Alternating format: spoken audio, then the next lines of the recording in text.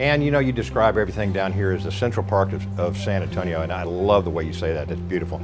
So tell me about kind of the master plan, if you will, about the rest of this beautiful park. We're really turning this into a district where people can work, live, and play. So 3 park phases total. The first is Yanaguana Garden, and since we opened, we've had over 4.2 million visitors, making us the 2nd busiest park per acre in the state of Texas already. But what's really exciting is the flagship park, Civic Park, which is underway right now. So we have 14 acres total, 9 acres are green space, and the remaining 5 acres are developable parcels.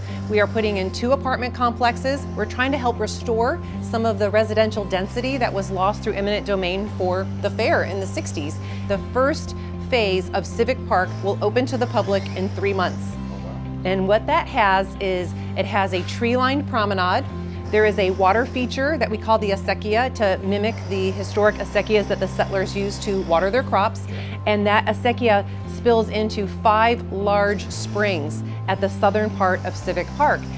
And then just to the east of the promenade and the acequia is a slightly smaller than 2-acre great lawn. And that lawn can hold 10 to 15,000 people for a concert or an event, or when the Spurs win their next championship. Right. Won't that be great? And so September 29th, Civic Park, this first phase will open to the public, and that will be in conjunction with Jazz Alive, the concert series. So that's gonna be fabulous. The second phase of Civic Park will be some hardscape along Market Street and at the corner of South Alamo and Market Street, and that will open at the end of next year. And then the whole park will be ready when San Antonio hosts the men's NCAA Final Four championship in April of 2025. We are so excited about that. So you said that there was a first phase, a second phase. There's got to be a third phase. You are correct. We are going to be building the 3rd and final park of the Hemisfair series at the base of the Tower of the Americas, which is the iconic structure that was built for the World's Fair. And so what we heard from the public for Tower Park is they want a community garden and offer things that Yanaguana Garden and Civic Park do not. So things we're talking about are a sports court, so perhaps some basketball and pickleball. We have been in talks with the Gonzaba Foundation to develop an area for older adults to come get exercise. And as philanthropy meets with the big vision, the master plan for Hemisfair to create one of the world's great public places, we'll continue to add amenities that make sense there. Tell us, how does the community get in touch, be able to even discuss these opportunities? All of the information about contacting us can be found on our website, which is very simply www.hemisphere.org. There are actually 4 different things that we raise funds for that may not be intuitive. So the one that's obvious is construction. Secondly, historic preservation. Thirdly, we have environmental initiatives.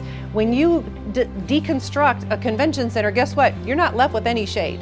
So we're planting 200 more trees at the Civic Park, and they're not saplings. We want them to have shade the day they go in the ground, and they're $7,000 a piece, which is a heavy lift. So we created a really neat augmented reality tree donor recognition system. Each tree has its own QR code, and if you go up with your smartphone, it'll pop up a picture of the donor or the people that the donor wants to honor. So over half the trees have been sponsored at Civic Park already. Isn't that wonderful? Oh, that's exciting. We're very proud of you. Thank you so much for allowing us to come down here and spend a little time. I know how busy you are, but we appreciate all you do. Thank you so much. Thank you. Mwah. At Mission Park and Mission Park Cares, we'd like to bring you more programming each and every week. Yes, just subscribe here or catch us every Sunday morning on Fox 29. And remember, at Mission Park, it's our mission to care.